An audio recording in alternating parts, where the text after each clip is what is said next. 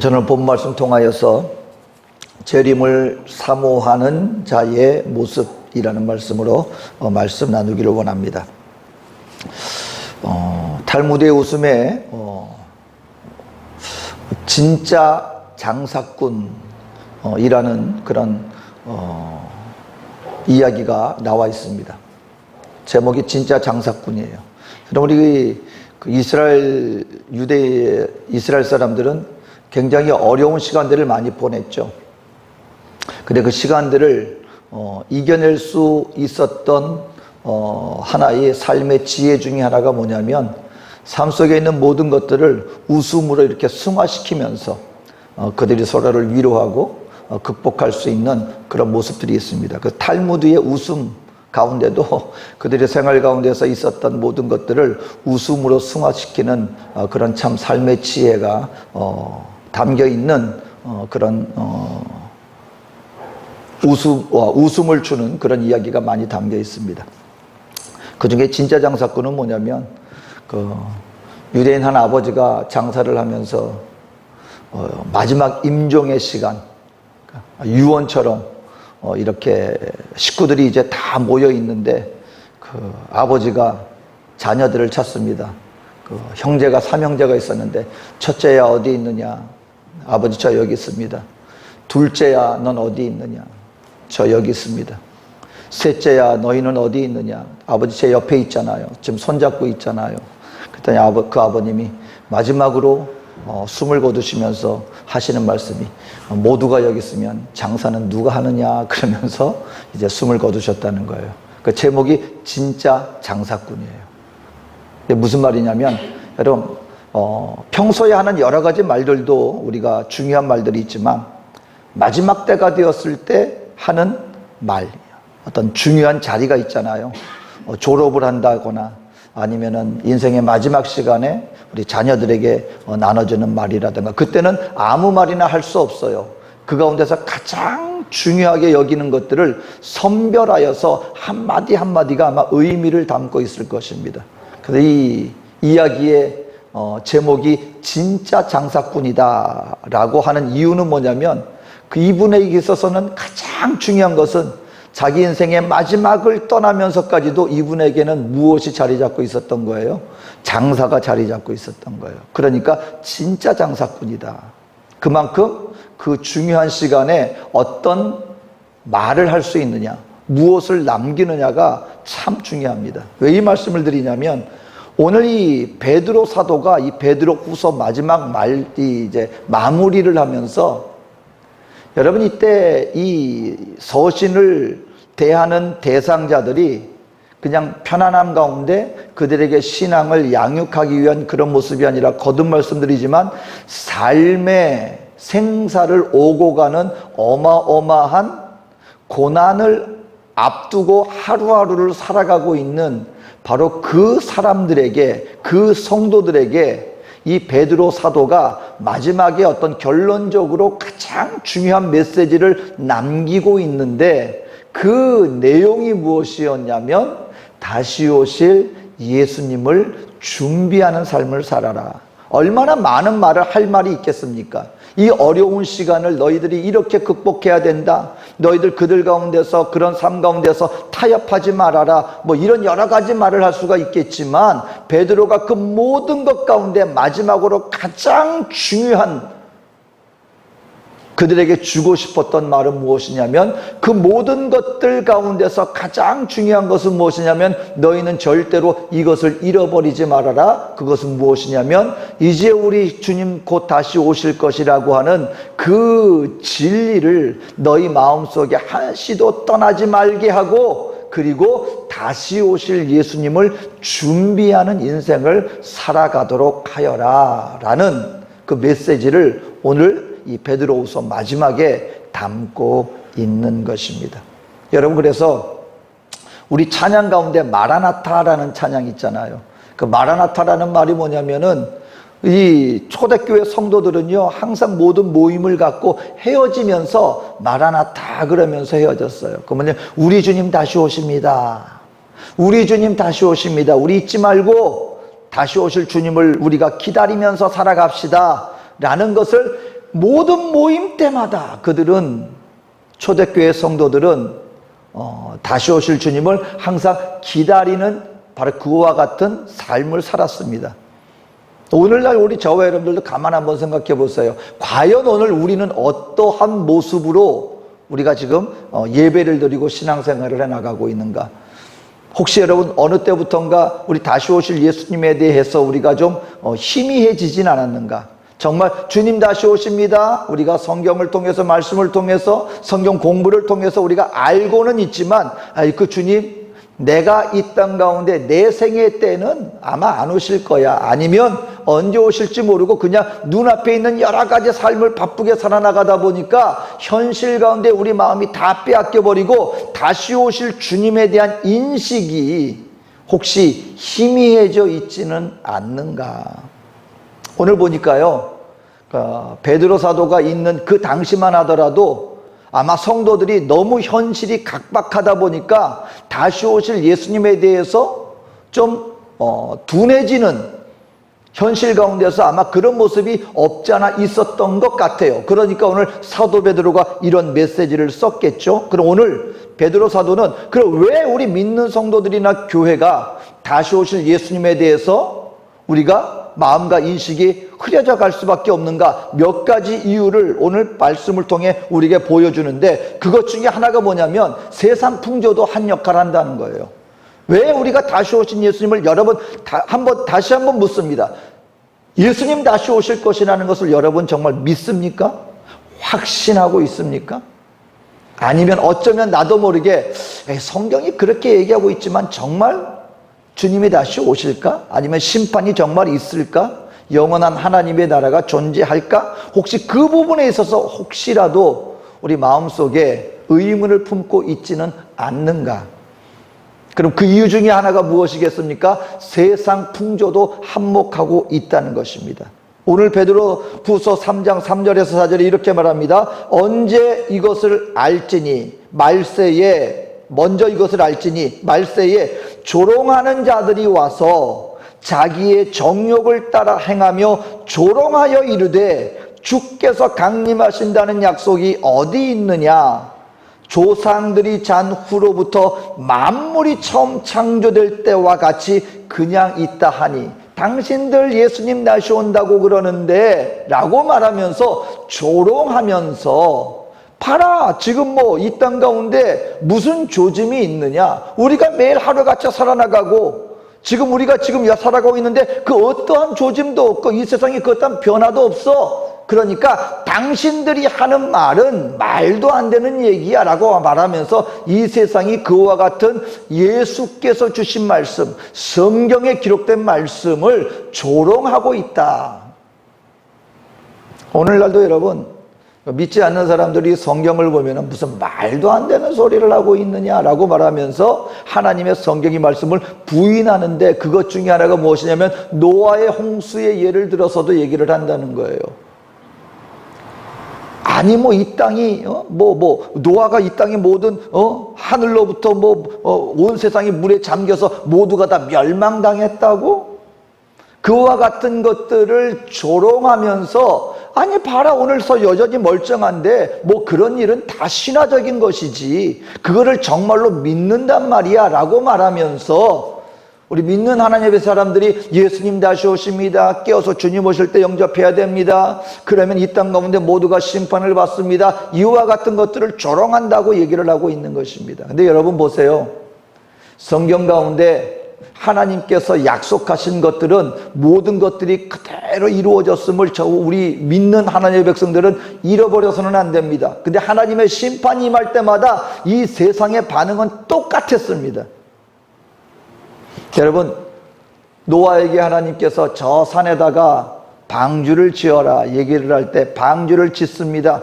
그리고 노아가 여러분 120년이 넘는 시간 동안 이 세상 사람들에게 하나님의 심판에 대해서 선포했습니다. 곧 홍수가 나서 온 세상이 물에 잠길 것입니다. 하나님의 심판이 임할 것입니다. 그런데 이 세상 사람들은 믿지 않았습니다. 그 이유 중에 하나는 무엇이냐면 그때 당시에 비라는 것이 내리지를 않았어요. 오늘날 우리는 홍수가 임합니다 그러면 이제 저와 여러분들도 비가 오고 홍수 얘기하면은 옛날에는 남의 얘기처럼 들었습니다.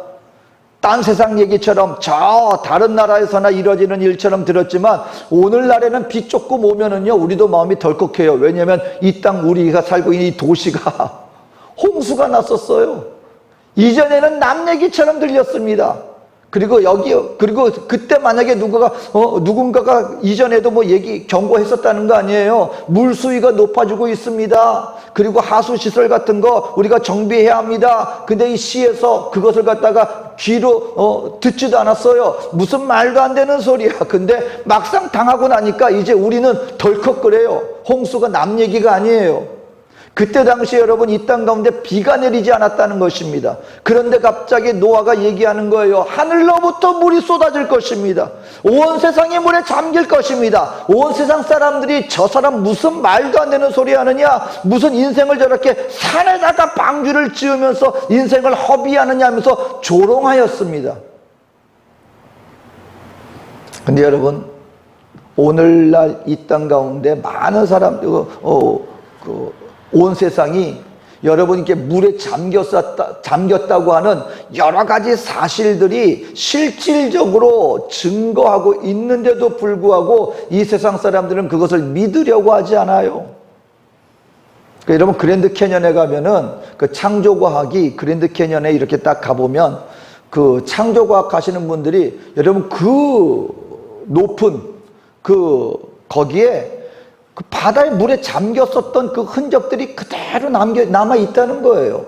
눈에 보이고 있는데도 불구하고 많은 사람들이 그걸 갖다가 그냥 보면서도 물이 뭔가 흔적이 있는 걸 알면서도 그것을 성경의 하나님의 말씀이 물이 이 땅의 모든 것을 다 덮었었다고 하는 그 사실을 인정하려 들지를 않아요. 근데 오늘날은 또 예수님이 오실 때는 어떻게 오신다 그래요? 이 땅이 이제는 물로 이게 심판을 받는 것이 아니라 하나님이 불로 이 땅이 심판을 받을 것이고, 그리고 그 예수님은 이 땅 가운데 반드시 오신다는 것을 성경은 분명히 얘기하고 있습니다. 그런데 오늘날 사람들은요 무슨 말도 안 되는 소리를 하느냐, 노아의 홍수 때 심판의 메시지를 조롱하였던 것과 똑같이 오늘날도 그런 일은 우리가 듣도 보도 못했다, 그런 일은 절대로 일어나지 않는다. 근데 여러분 기억하십시오. 우리가 마음의 경각심을 가져야 하는 것은 성경에 하나님이 약속한 이 모든 것들은 말씀한 그대로 지금까지 이루어져 왔고, 그리고 딱 한 가지 아직까지 이루어지지 않은 한 가지 사실이 있는데, 그것은 이 하늘로 부활 승천하신 예수님께서 우리가 부활하신 그대로 예수님이 다시금 이 땅 가운데 오신다고 하는 그 한 가지 사실이 지금 예언적으로 남아있는데, 그것을 우리는 믿고 기다리는 자들이 되어야 하는 것이다. 하지만 우리가 왜 오늘날 교회에서 이 중요한 다시 오신다는 예수님에 대한 메시지가 오늘 지금 점점 희색되어져 가고 있는가? 믿는 하나님의 백성들조차도 그 말씀을 들으면 과연 그럴까? 왜 의심을 품고 있습니까? 그 첫 번째 이유 중에 하나는 이 세상 사람들이 그와 같은 것들을 비현실적이고 비이성적이고 과학적이지 않다는 그런 여러 가지 이유를 들어서 그와 같은 것들을 믿는 자들을 조롱하는 이 풍조가 어찌 보면 이 세상 속에 교회 안에, 그리고 심지어는 성도들에게조차 영향을 끼치고 있는데, 베드로 사도는 바로 그와 같은 모습을 주의하라 그러면서 오늘 우리에게 메시지를 주고 있는 것입니다. 교회 안에서조차도요 언제부턴가 우리 예수님 다시 오십니다 라는 말씀 전하는 것을 좀 약간 꺼려하는 경향이 없잖아 있어요. 그 이유 중에 하나는 무엇입니까? 이단들이 이것을 가지고 잘못 왜곡해서 잘못된 모습들을 보여준 것들이 있기 때문에, 우리가 제일 잘 아는 것 중에 하나가 1997년도에 한국을 갖다가 1993년도죠. 한국을 휩쓸었었던 그 다미성교회라고 하는, 예수님 오십니다 이것까지는 좋았는데 뭐예요? 거기에 뭘 정했어요? 날짜를 정했단 말이에요. 계산을 했단 말이에요. 성경에 분명히 얘기했습니다.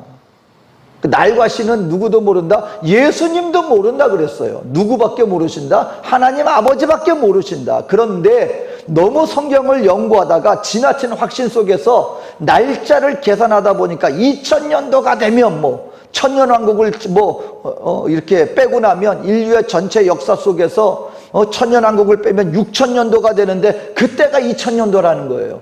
그때 예수님 오시는데 7년 환란을 피하고 나면 94년 그때부터 7년 환란을 제하고 나면 1993년도 그때 예수님 오신다 이래 가지고서는 한 일이 무엇입니까? 가정도 버리고 그리고 직장도 버리고 밤낮으로 그냥 예수님 오십니다, 예수님 오십니다, 그런 폐단이 있었단 말입니다.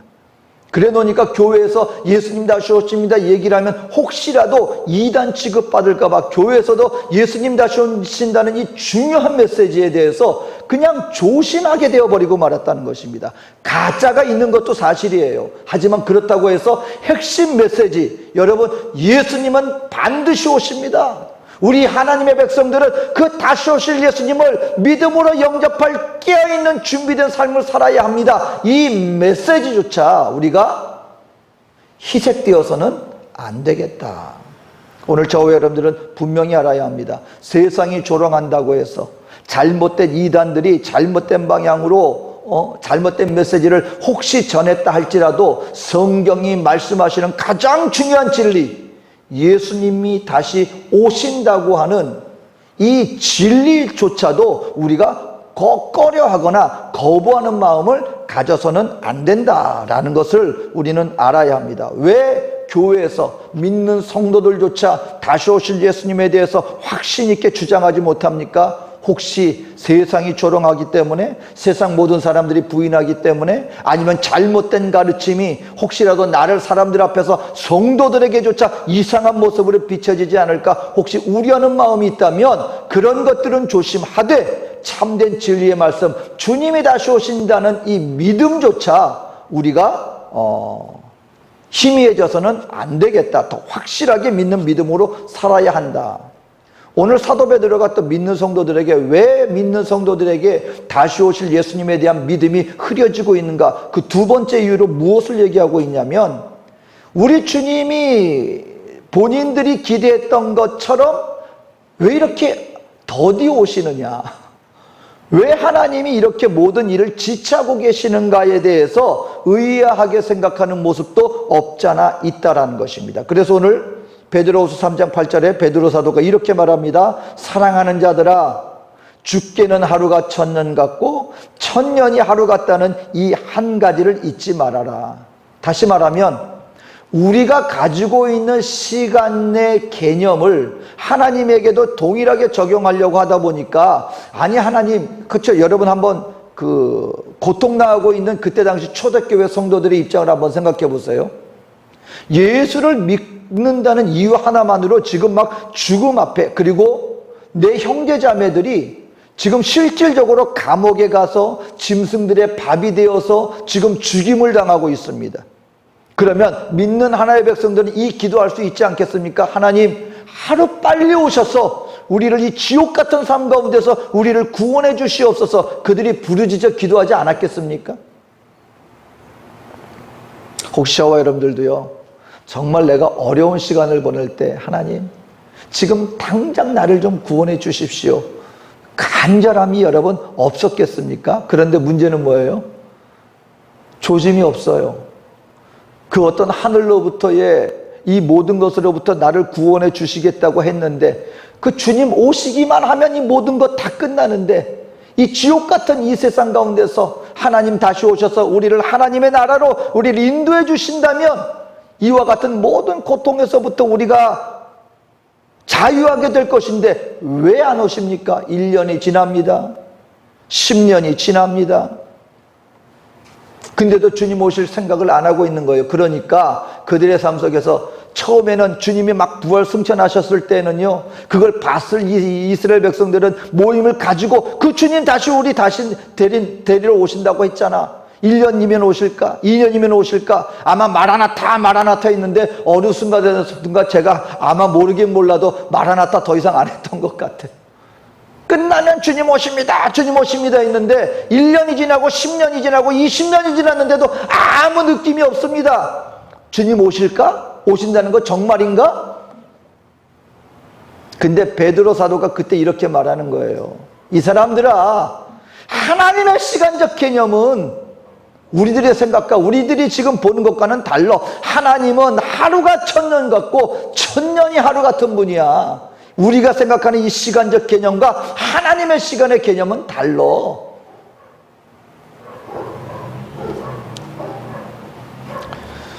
그래서 이 베드로후서 3장이 오늘 이 본문의 말씀을 가지고 우리 기독교적인 유머도 있어요. 어떤 성도가 하도 재정적으로 힘드니까 하나님은 하루가 천년 같고 천년이 하루 같다면서요. 그럼 금전적인 개념에도 하나님 차이가 있지 않겠습니까? 하나님 앞에 천억은 무엇과 같습니까? 그랬더니 하나님이 응답하시더래요. 나한테 천억은 1원하고 똑같아. 1원이나 천억이나 나한테는 별 차이가 없어. 그랬더니 이 성도가 하나님 그러면은요 저한테 1원만 주세요 그랬대요. 1원만. 그랬더니 하나님한테 1원이 천억이나 뭐 똑같다고 하니까 그러니까 천억을 달란 얘기죠. 그랬더니 하나님이 그래 내가 너한테 줄게. 하루만 기다려. 그러시더래요. 하나님 앞에 하루는 몇 년이에요? 천년이죠. 하나님의 지혜를 당할 수가 없는 것이죠. 그러니까 여러분, 그러니까 하루가 천년이고 천년이 하루, 개념이 우리와 다르다. 그러면서 그럼 하나님은 왜 그렇게 지체하시는가? 여러분, 만약에 구원이 다라고 하면 하나님이 지금 당장 오시는 것이 우리에게는 더 좋지 않겠습니까? 근데 주님 왜 이렇게 더디 오십니까? 우리가 생각할 수도 있어요. 그런데 오늘 사도 베드로가 그 이유를 이렇게 말합니다. 첫 번째, 하나님이 이렇게 더디 오시는, 우리가 볼 때는 왜 이렇게 빨리 안 오십니까? 라고 할 때 하나님이 그것을 지체하시는 이유는 먼저 불신자를 향한 자비의 마음 때문에 그렇다. 여러분, 혹시 언제 구원받으셨습니까? 예수를 언제 영접하셨습니까? 저는 아주 정확한 날짜는 몰라요. 그런데 제가 예수를 영접할 때는 아마 한 1983년 아니면 1984년 그때 확실히 기억이 나요. 제가 그 수련회 참석해서 처음으로 기도하고 나는 예수님 믿습니다라는 고백이 있었던 때가 1983년에서 4년 그때였어요. 근데 만약에 한번 생각해 보세요. 누군가가 정말 하나님 앞에 기도했습니다. 하나님, 정말 이 땅 가운데서 주님 정말 빨리 오시기를 내가 원합니다. 주여 빨리 오시옵소서. 그래서 하나님이 그 성도의 기도를 들어 응답해 주셔서 오셨습니다. 근데 언제 오셨느냐? 내가 예수를 영접하기 1년 전에 만약에 왔다고 생각해 보세요.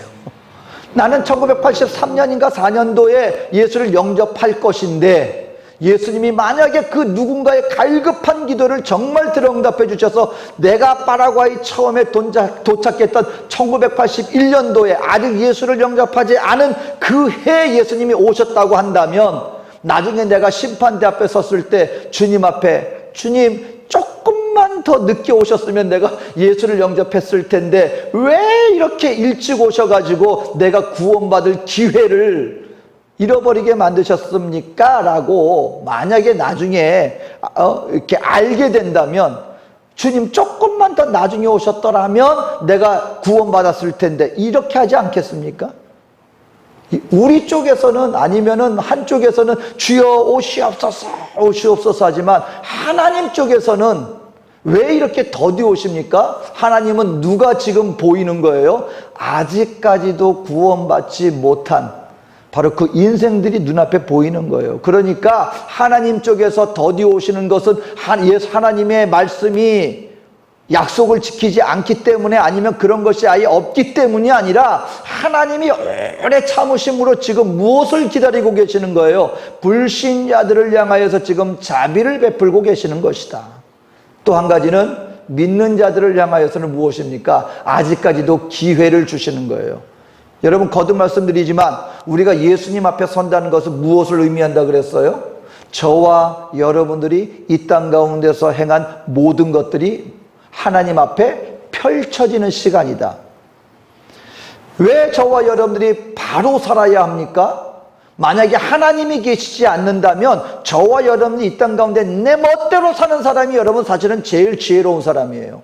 하지만 이 땅 가운데 내가 내 마음대로 내 육신이 원하는 대로 내가 정말 이 땅 가운데 나만의 성공을 위해서 남들을 다 짓밟으면서 온갖 권모술수를 다 행하면서 내가 원하는 것을 다 쟁취하면서 살아가는 것이 아니라 도덕적으로 양심적으로 소위 말하는 바른 선한 삶을 살아야 할 근본적인 이유는 무엇입니까? 마지막에 우리 인생을 판단하시는 분이 계시는데 그 하나님은 선하신 하나님이시기 때문에 여러분 이걸 알아야 돼요. 하나님이 악한 하나님이라면은요 아마 악한 것을 제일 많이 악한 사람을 아마 야 너 잘하네 그럴 거예요. 하지만 우리 하나님은 어떤 하나님? 우리 하나님은 선하신 하나님이시기 때문에 이 땅 가운데 하나님의 말씀을 따라 이 땅 가운데 선을 행하는 자. 그래서 여러분 성경에도 분명히 말합니다. 우리가 왜 구원받았습니까? 분명히 로마서에서 말합니다. 온갖 선한 일을 행하기에 합당한 자로 만들기 위해서 우리가 구원받았다. 왜? 우리 하나님은 선하신 하나님이시기 때문에. 그러니까 여러분 이 땅 가운데 저와 여러분들에게 왜 시간을 하나님께서 더디 오십니까? 이 땅 가운데 하나님 앞에 뭔가 선한 일을 행할 수 있는 기회를 우리에게 주시는 거예요. 나는 한 목사님의 교회 청년 이야기가 참 마음에 와닿아요. 크리스마스 날 이 청년이 예수를 믿긴 믿는데 대충 믿는 청년이었어요. 크리스마스 날 그 친구들하고 그러니까 교회에서 하나님을 예배하는 자리에 간 게 아니라 그냥 크리스마스 날 친구들하고 춤장 가가지고서는 먹고 마시고 춤추면서 떠들고 놀고 막 그러다가 그 춤장에 불이 나가지고 이 청년이 온몸에 화상을 입고 병원에서 숨만 깔딱깔딱거리고 있어요. 목사님이 찾아가서 마지막 기도를 해주는데 그 청년이 마지막 숨 넘어가면서 그 목사님한테 하는 얘기가 뭐였냐면 마지막으로 하는 얘기가 나 예수님 앞에 부끄러워서 어떻게 서요? 예수를 믿긴 믿었는데 구원은 받을 것 같은데 그 마지막이 뭐였다는 거예요? 주님의 일을 열심히 하다가 주님 앞에 선 것이 아니라 이 땅 세상 쾌락에 빠져서 먹고 마시고 놀고 춤추다가 하나님 앞에 서게 되니까 본인도 미처 생각지 못했겠죠? 근데 이 모습 그대로 주님 앞에 가려고 하니까 나 주님 앞에 부끄러워서 어떻게 섭니까? 우리에게 주어진 시간은요 하나님께서 우리 주님이 오지 않기 때문이 아니라 하나님의 오실 말씀이 성취되지 않을 것이기 때문이 아니라 믿는 성도들에게도 기회를 주시는 거예요. 어떤 기회? 나에게 주어진 삶을 내가 주님을 위해 살다 왔습니다 라고 말할 수 있는 그 선을 행할 수 있는 기회를 우리에게 주기 때문에 그렇기 위해서 주님은 어떻게 하신다? 지금도 당장 오실 수 있지만 지금도 주님은 자비로 우리에게 기회를 주고 계시는 것이다. 그 사도 베드로는 이렇게 말합니다. 주님이 오시는데 무엇과 같이 오신다? 도둑같이 오실 것이다. 오늘 10절에 이렇게 말합니다. 주의 재림과 심판의 말을 말하면서 그 날은 언제 오느냐? 그러나 주의 날이 도둑같이 오리니. 근데 도둑같이 온다는 것은요 몰래 온다는 얘기가 아닙니다. 여러분 이걸 아셔야 돼요. 주님 오실 때는요 온 세상 사람들이 주의 오심을 보는 그런 아주 공개적으로 임하십니다. 온 세상 사람이 주의 오심을 보십니다. 도둑은 몰래 왔다 갔는지 모르겠지만 주님은 그렇지 않아요. 근데 그럼 도둑같이 온다는 말의 의미는 무엇입니까? 그건 시기하고 관계 있는 거예요. 여러분 도둑이 나 언제 갑니다 하고 미리 광고하고 옵니까? 그러면 도둑이 아니죠. 손님이죠. 나 언제 갑니다 하고 영접할 준비하는 건 손님이죠. 근데 도둑같이 온다는 말의 의미는 뭐냐면 아무도 언제 온지 모른다는 거예요. 주님은 공개적으로 오시지만 언제 오실지는 모른다. 근데 저는 이게 참 복이라고 생각해요. 여러분 만약에 저와 여러분들이 언제 온다는 날을 알게 된다면 저와 여러분들이 깨어있는 삶을 과연 살아나갈까? 지금부터 여러분 10년 뒤에 예수님 오신다고 하면은 우리 쪽에서는 계획을 잡는데 그때부터 내가 깨어서 내가 주님 오실 날 영접해야지 하기보다는 지금 당장은 내가 하고 싶은 거 하다가 예수님 오시기 한 1년 전쯤부터 내가 준비해야지. 아마 그런 마음도 우리가 없잖아 있을 수 있어요. 깨어있지 못합니다. 근데 제가 한 가지 깨달았어요.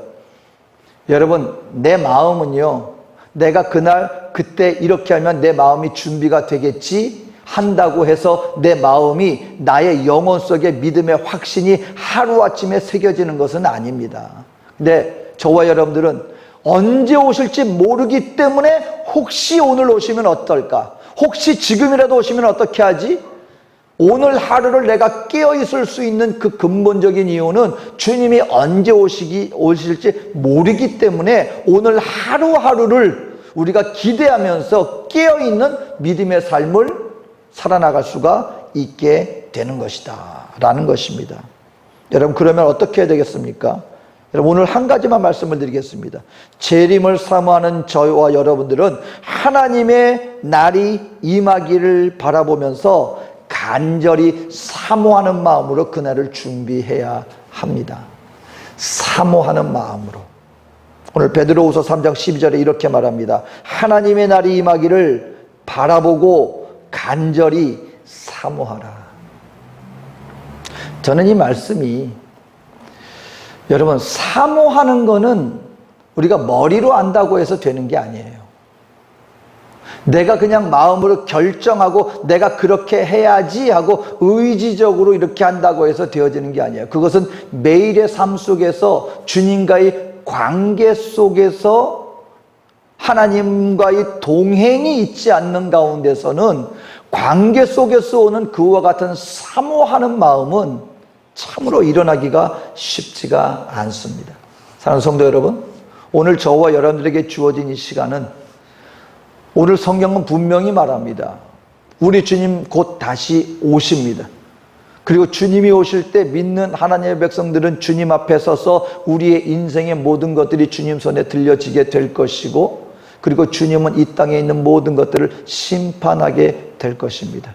그때 저와 여러분들은 하나님 앞에 칭찬받는 주의 종으로 세움받는 우리 모두가 되어지시기를 주의 이름으로 축원드립니다. 그러기 위해서는 사모하는 마음, 또 내가 하나님을 사모하는지 어떻게 할 수 있습니까? 지금 나의 삶의 모든 열정이 어디를 향하여 나아가고 있습니까? 나의 마음의 생각이 무엇을 향하여 나아가고 있습니까? 나의 삶의 에너지가 어디를 향하여 나아가고 있습니까? 여러분, 사람은요, 내 마음은 내가 사랑하는 것으로 가득 채워져 있게 돼 있어요. 내가 사랑하는 것으로 내 마음과, 그건 뭐 억지로 한다고 되는 게 아니라 오늘 나의 마음속을 가장 많이 자리 잡고 있는 것, 내 마음을 가장 차지하고 있는 것, 나의 삶의 모든 시간과 열정이 어디를 향하여 나아가고 있습니까? 내가 사랑하는 그것을 향하여 나아가게 돼 있어요. 그 중독에 빠진 사람들은요, 그럼 그걸 사랑하는 거예요. 도박에 빠진 사람들은요, 도박을 사랑하는 거예요. 그 사람들은 남들이 하지 말라고, 본인이 나는 하면 안 돼 하면서도 내 마음과 나의 삶과 나의 시간과 모든 열정이 거기를 향하여 나아가게 돼 있어요. 저는 정말 끔찍한 얘기가, 그 아르헨티나에서의 그 젊은 부부인데 목사님을 향해서 와가지고 눈물을 흘리면서 기도 좀 해달라고. 뭐냐면 부부가 다 도박에 빠졌어. 한 명만 빠지면은 그래도 저 한 명이 말릴 텐데, 젊은 사람 두 부부가 빠졌는데 그 사람들이 뭐라 그러냐면은요, 여러분 알지만 우리 그 이민 생활에서 제품하고 하는 거 노동으로 얼마나 힘듭니까? 야, 하루 종일 가게 하고 또 제품까지 만드느라고 하는데요, 그 저녁 늦게까지 했는데 두 부부가 새벽 밤새도록 하는 어딘가가 있대요. 새벽만 되면 자기들 둘 다 옷 입고 있대요. 자야 되는데 옷을 딱 다시 갈아입고 있대요. 그러다가 자기도 모르게 눈 떠 있으면은 도박장 앞에서 도박하고 있대요. 마음과 이게 거기에 사로잡혀 있는 거예요. 여러분, 이것을 바꿔서 말씀드립니다. 여러분, 자나깨나 누구 생각? 여러분, 우리 마음속에 예수님을 향하여서 우리 마음이 사모하는 마음으로 이끌리게 되어지시기를 주의 이름으로 축원합니다. 하루아침에 되는 게 아니에요. 얼마나 영적 싸움이 있어야 되는지 아십니까? 세상 유혹, 나를 갖다 잡아끄는 그와 같은 것들을 다 떨쳐버리고 주님, 내 마음 중심에서 내 마음과 생각 가운데 사로잡고 있는 분은 주님밖에 없습니다. 나의 삶의 모든 열정의 중심은 바로 주님을 위한 것입니다. 주여 오시옵소서. 여러분, 이게 만약에 모두가 다 할 수 있다면 주님이 그 말씀 하셨을까요? 내가 올 때에 믿음 있는 자를 보겠느냐. 이게 여러분 깨어서 주님을 사모하는 마음으로 이렇게 준비하고 기다린다는 게, 그리고 정말 주님 앞에 나했다 잘했다 충성된 종아, 정말 오늘 저와 여러분들이요 그러기 위해서 주님 앞에 열심히 심고 헌신하고 남들 알지 못하는 주님을 향하여 우리가 섬기다가 정말 눈물을 흘리면서 주님 아무도 알지 못하고 내가 정말 이렇게 하는 게 맞는 겁니까? 여러분, 하나님 앞에 내가 누릴 거 다 절제하고 내가 주님 나라를 위해서 심어나가는 이 모든 것이 과연 소용이 있겠습니까? 왜 여러분 마음속에 그런 마음이 들지 않겠습니까? 그럼에도 불구하고 주님, 하지만 나는 주님을 믿는 믿음으로 주님 앞에 서는 그날을 바라보며 나의 삶을 주님 앞에 드리기를 원합니다 하며 나가는, 바로 그 믿음의 결과는 주님의 영원한 날 그 나라에서 반드시 우리에게 갚아주실 것입니다. 왜냐하면 주님은 반드시 오실 것이기 때문에. 우리를 하나님 앞에 심는 자들이 행한 그대로 갚아주실 상을 우리에게 주시기 위해서 오시는 것은 분명한 것이기 때문에 바라기는 끝까지 믿음으로 인내하여 사모하는 마음으로 그 주님 오실 날을 준비하며 기다려 주님 앞에 세움받는 그날까지 믿음으로 승리하며 나가는 우리 저와 여러분 되어주시기를 주의 이름으로 축원드립니다. 베드로후서 이 베드로 사도의 말씀을 주님 오시는 그날을 사모함으로 기다리라, 이 말씀을 받게 되시기를 주의 이름으로 축원드립니다. 기도하겠습니다.